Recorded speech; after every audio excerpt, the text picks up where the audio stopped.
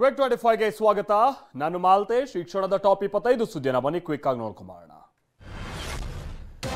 ಬೆಂಗಳೂರಿನ ಕಮ್ಮಸಂದ್ರ ಬಳಿಯ daddies garden ಬಡಾವಣೆ ಜಲಾವೃತವಾಗಿದೆ. ಬಡಾವಣೆಯ ಮೊದಲ ಮತ್ತು ಎರಡನೇ ಹಂತದ 100ಕ್ಕೂ ಅಧಿಕ ಮನೆಗಳಿಗೆ ನೀರು ನುಗ್ಗಿದೆ.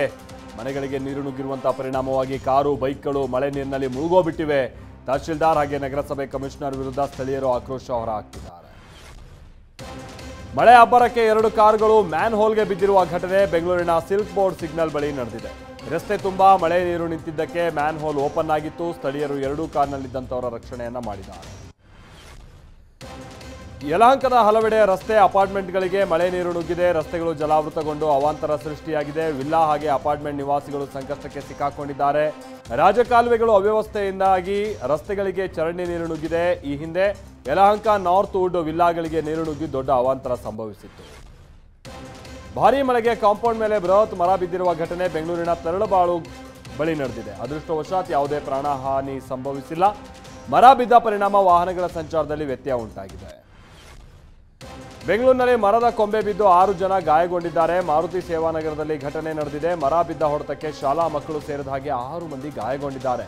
ಗಾಯಾಳುಗಳನ್ನು ಆಸ್ಪತ್ರೆಗೆ ದಾಖಲಿಸಲಾಗಿದೆ. ಬಿಬಿಎಂಪಿ ಸಿಬ್ಬಂದಿ ಮರದ ಕೊಂಬೆ ತೆರವನ್ನ ಮಾಡೋ ಕಾರ್ಯದಲ್ಲಿ ಇದ್ದಾರೆ. ಡಿಕೆ ಶಿವಕುಮಾರ್ ಅವರೇ, ಇದೇನಾ ನಿಮ್ಮ ಬ್ರ್ಯಾಂಡ್ ಬೆಂಗಳೂರು ಅಂತ ಸಚಿವ ಡಿಕೆ ಶಿವಕುಮಾರ್ ರನ್ನ ಜೆಡಿಎಸ್ ಟ್ವೀಟ್ ಮಾಡಿ ವ್ಯಂಗ್ಯ ಆಡಿದೆ. ಉತ್ತರಿಸಿ ಬೆಂಗಳೂರು ನಗರಾಭಿವೃದ್ಧಿ ಸಚಿವರೇ, ಕೇವಲ 3-4 ಗಂಟೆ ಸುರಿದಂತ ಮಳೆಗೆ ಬೆಂಗಳೂರು ಬಹುತೇಕ ಜಲಾವೃತ ಆಗಿದೆ. ಬೆಂಗಳೂರು ನಗರಾಭಿವೃದ್ಧಿ ಸಚಿವರೇ, ಆಸ್ತಿ ತೆರಿಗೆ ಏರಿಸಿ 1000 ಕೋಟಿಗೂ ಹೆಚ್ಚು ಸಂಗ್ರಹಿಸುವಂತ ಹಣ ಅದೇನಾಯ್ತು ಅಂತ ಪ್ರಶ್ನಿಸಲಾಗ್ತಾ ಇದೆ. ಟಿಬಿ ಬೋರ್ಡ್ ಕಂಟ್ರೋಲ್ ಕೇಂದ್ರದ ಅಧೀನದಲ್ಲಿದೆ ಅಂತ ಸಚಿವ ಶಿವರಾಜ ತಂಗಡಗಿ ಹೇಳಿದ್ದಾರೆ. 2 ರೀತಿಯಲ್ಲಿ ದುರಸ್ತಿ ಕಾರ್ಯದ ಬಗ್ಗೆ ಚಿಂತನೆ ನಡೆಸಿದ್ದೀವಿ. ನೀರಿರುವಾಗಲೇ ದುರಸ್ತಿಗಾಗಿ ಗೇಟ್ ಕೂಡ ರೆಡಿ ಆಗ್ತಾ ಇದೆ. ಹೊಸಪೇಟೆಯಲ್ಲಿ ಗೇಟ್ ರೆಡಿ ಮಾಡೋ ಕೆಲಸ ನಡೀತಿದೆ ಅಂತ ಹೇಳಿದ್ದಾರೆ. ಡ್ಯಾಮ್ ಖಾಲಿ ಇದ್ದಾಗ ರಾಜ್ಯ ಸರ್ಕಾರ ನಿರ್ವಹಣೆ ಮಾಡಬೇಕಾಗಿತ್ತು ಅಂತ ಕೇಂದ್ರ ಸಚಿವ ಪ್ರಹ್ಲಾದ್ ಜೋಶಿ ಹೇಳಿದ್ದಾರೆ. ಇನ್ನಾದರೂ ಉಳಿದ ಟಿಬಿ ಡ್ಯಾಮ್ ನಿರ್ವಹಣೆ ಬಗ್ಗೆ ಸರ್ಕಾರ ಗಮನ ಕೊಡಬೇಕು. ಕೂಡಲೇ ಗೇಟ್ ದುರಸ್ತಿ ಮಾಡಬೇಕು ಅಂತಲೂ ಆಗ್ರಹಿಸಿದ್ದಾರೆ. ಯಾರೂ ಗಾಬರಿ ಪಡಬೇಕಾಗಿಲ್ಲ, ಬಹಳ ಡೇಂಜರ್ ಅಂತೂ ಇತ್ತು ಅಂತ ಡಿಕೆ ಶಿವಕುಮಾರ್ ಹೇಳಿದರು. ಒಂದು ಟೀಮ್ ಮಾಡಿ ಎಲ್ಲ ಡ್ಯಾಮ್ಗಳಿಗೂ ಕಳಿಸ್ಕೊಡ್ತಾ ಇದ್ದೀವಿ. ನಾಳೆ ನಾಡಿದ್ದು ತಜ್ಞರ ಸಮಿತಿ ರಚನೆ ಮಾಡ್ತೀವಿ. ತಜ್ಞರ ಸಮಿತಿ ರಾಜ್ಯದ ಎಲ್ಲ ಜಲಾಶಯಗಳಿಗೂ ಭೇಟಿ ನೀಡುತ್ತೆ. ಡ್ಯಾಮ್ನಲ್ಲಿ 55ರಿಂದ 60 TMC ನೀರು ಉಳಿಸೋ ವ್ಯವಸ್ಥೆ ಆಗುತ್ತೆ ಅಂತ ಹೇಳಿದ್ದಾರೆ. ಸರ್ಕಾರ ದಿವಾಳಿ ಎದ್ದು ಹೋಗಿದೆ. ಜಲಾಶಯ ಅಲ್ಲ, ಒಂದು ರಸ್ತೆಗೆ ತೇಪೆ ಹಾಕೋಕ್ಕೂ ಇವ್ರ ಹತ್ರ ಹಣ ಇಲ್ಲ ಅಂತ ಪ್ರಹ್ಲಾದ್ ಜೋಶಿ ವ್ಯಂಗ್ಯ ಆಡಿದ್ದಾರೆ. ಸಮಾನಾಂತರ ಜಲಾಶಯ, ದೊಡ್ಡ ಪ್ರಾಜೆಕ್ಟ್ ರಸ್ತೆ ಮಾಡೋದಕ್ಕೆ ಇವ್ರ ಹತ್ರ ದುಡ್ಡಿಲ್ಲ. ಕಳೆದ ವರ್ಷ ಕೊಟ್ಟಂತ ಭರವಸೆ ಕೂಡ ಈಡೇರಿಲ್ಲ ಅಂತ ಕಿಡಿಕಾರಿದ್ದಾರೆ. ತುಂಗಭದ್ರಾ ಜಲಾಶಯದ ಗೇಟ್ ಮುರಿದಿದ್ದು ಸರ್ಕಾರಕ್ಕೆ ಅಪಶಕುನದ ಮುನ್ಸೂಚನೆ ಅಂತ ಸಂಸದ ಗೋವಿಂದ ಕಾರಜೋಳ ಹೇಳಿದ್ದಾರೆ. ರಾಜ್ಯದ ಆಡಳಿತ ಸರಿಯಾಗಿಲ್ಲ ಅನ್ನೋದಕ್ಕೆ ಈ ಘಟನೆನೇ ಸಾಕ್ಷಿ. ಸರ್ಕಾರ ಪೂರ್ಣಾವಧಿ ನೀರಾವರಿ ಸಚಿವರ ನೇಮಕ ಮಾಡಬೇಕು. ಈಗಿರುವಂತವರು ಪಾರ್ಟ್ ಟೈಮ್ ಮಂತ್ರಿ ಅಂತ ಲೇವಡಿ ಮಾಡಿದ್ದಾರೆ. ಚಾಮುಂಡಿ ಬೆಟ್ಟದ ಪ್ರಾಧಿಕಾರ ರಚನೆ ಬಗ್ಗೆ ಮೈಸೂರಿನಲ್ಲಿ ಶಾಸಕ ಶ್ರೀವತ್ಸ ಆಕ್ಷೇಪ ವ್ಯಕ್ತಪಡಿಸಿದ್ದಾರೆ. ರಾಜಮನೆತನದ ಅಧಿಕಾರ ಮೊಟಕುಗೊಳಿಸೋದಕ್ಕೆ ಜನರ ವಿರೋಧ ಇದೆ. ಇದಕ್ಕೆ ನನ್ನದೂ ಕೂಡ ವಿರೋಧ ಇದೆ. ಈ ಬಗ್ಗೆ ಹಿಂದಿನ ಹೈಪವರ್ ಕಮಿಟಿಯಲ್ಲಿ ಸಿಎಂ ಜೊತೆ ನಾನು ಮಾತನಾಡಿದ್ದೀನಿ ಅಂತಲೂ ಹೇಳಿದರು. ತುಮಕೂರಿನ ಕೆಡಿಪಿ ಸಭೆಗೆ ತಡವಾಗಿ ಬಂದ ಶಾಸಕರಿಗೆ ಜಿಲ್ಲಾ ಉಸ್ತುವಾರಿ ಸಚಿವ ಪರಮೇಶ್ವರ್ ಸಮಯದ ಪಾಠ ಮಾಡಿದ್ರು. ಗುಬ್ಬಿ ಶಾಸಕ SR ಶ್ರೀನಿವಾಸ್, ಪಾವಗಡ ಶಾಸಕ ವೆಂಕಟೇಶ್ ಸಭೆಗೆ ತಡವಾಗಿ ಬಂದ್ರು. ಈ ವೇಳೆ ಇನ್ನೊಬ್ಬರಿಗೆ ಹೇಳಬೇಕಾದಂತವರೇ ತಡವಾಗಿ ಬಂದ್ರೆ ಹೇಗೆ ಅಂತ ಪರಮೇಶ್ವರ್ ಪ್ರಶ್ನಿಸಿದರು. ಕೇಂದ್ರ ಸಚಿವ ಕುಮಾರಸ್ವಾಮಿ ಹಾಗೆ ಅಶೋಕ್ ವಿಜೇಂದ್ರ ವಿರುದ್ಧ ಕಾಂಗ್ರೆಸ್ ಕಾರ್ಯಕರ್ತರು ಪ್ರತಿಭಟಿಸಿದ್ದಾರೆ. ಕೈ ನಾಯಕರ ಬಗ್ಗೆ ಹಗುರವಾಗಿ ಮಾತನಾಡಿದ್ದಾರೆ ಅಂತ ಆಕ್ರೋಶ ಹೊರಹಾಕಿದ್ರು. ಕಾರ್ಯಕರ್ತನಿಗೆ ಕುಮಾರಸ್ವಾಮಿ ವೇಷ ಹಾಕಿಸಿ ಕೈಯಲ್ಲಿ ಹಾವಿನ ಮಾದರಿಯನ್ನ ನೀಡಿ ವ್ಯಂಗ್ಯ ಆಡಿದ್ರು. ಪುಂಗಿದಾಸ ಕುಮಾರಸ್ವಾಮಿ ಅಂತ ಲೇವಡಿ ಮಾಡಿದ್ದಾರೆ. ಟಿಬಿ ಡ್ಯಾಂನಿಂದ ಹೆಚ್ಚುವರಿ ನೀರು ಬಿಡುಗಡೆ ಮಾಡೋ ಹಿನ್ನೆಲೆಯಲ್ಲಿ ರಾಯಚೂರು ಸಮೀಪದ ಮಂತ್ರಾಲಯದ ರಾಯರ ಮಠದ ಬಳಿ ಹೈ ಅಲರ್ಟ್ ಘೋಷಿಸಲಾಗಿದೆ. ರಾಯರ ಮಠ ತುಂಗಭದ್ರಾ ನದಿ ತೀರದಲ್ಲಿದೆ. ನದಿ ಹರಿವಿನ ಮಟ್ಟ ಏರಿಕೆ ಆಗ್ತಾ ಇದೆ.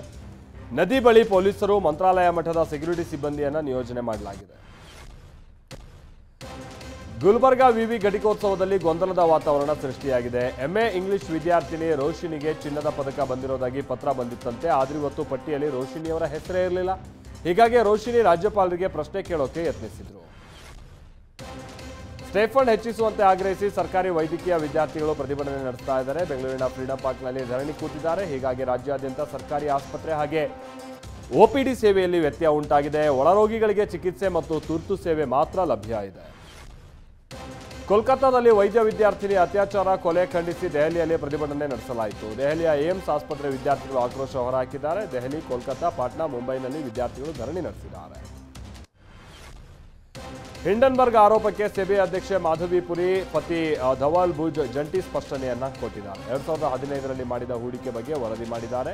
ಸಿಂಗಾಪುರದಲ್ಲಿ ವಾಸ ಮಾಡ್ತಾ ಇದ್ದಾಗ ಹೂಡಿಕೆ ಮಾಡಿದ್ವಿ. ಇದಾದ 2 ವರ್ಷಗಳ ಬಳಿಕ ಮಾಧವಿ ಸೆಬಿ ಅಧ್ಯಕ್ಷೆಯಾದರು ಅಂತ ಸ್ಪಷ್ಟೀಕರಣವನ್ನ ಕೊಟ್ಟಿದ್ದಾರೆ.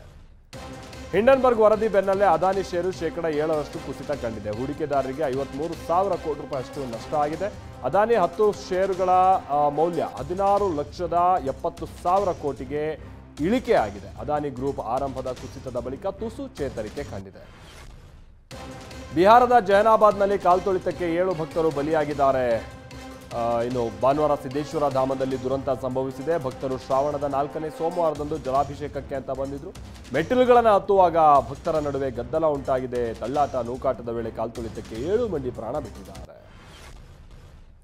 ಬಾಂಗ್ಲಾದೇಶದಲ್ಲಿ ಹಿಂಸಾಚಾರ ಮುಂದುವರೆಸಿರುವ ಗಲಭೆಕೋರರು ಇದೀಗ ಬಾಂಗ್ಲಾದೇಶದ ವಿಮೋಚನೆಯ ನೆನಪಿಗಾಗಿ ನಿರ್ಮಿಸಲಾಗಿದ್ದಂಥ 1971ರ ಪಾಕ್ ಸೇನೆಯ ಶರಣಾಗತಿ ಪ್ರತಿಮೆಯನ್ನ ಧ್ವಂಸಗೊಳಿಸಿದ್ದಾರೆ. ಬಾಂಗ್ಲಾದೇಶದ ವಿಮೋಚನೆಯ ನೆನಪಿಗಾಗಿ ನಿರ್ಮಿಸಲಾಗಿದ್ದಂಥ ಪ್ರತಿಮೆಯನ್ನ ಭಾರತ ವಿರೋಧಿ ಗಲಭೆಕೋರರು ಧ್ವಂಸಗೊಳಿಸಿದ್ದಾರೆ ಅಂತ ಕಾಂಗ್ರೆಸ್ ನಾಯಕ ಶಶಿ ತರೂರ್ ಆರೋಪಿಸಿದ್ದಾರೆ.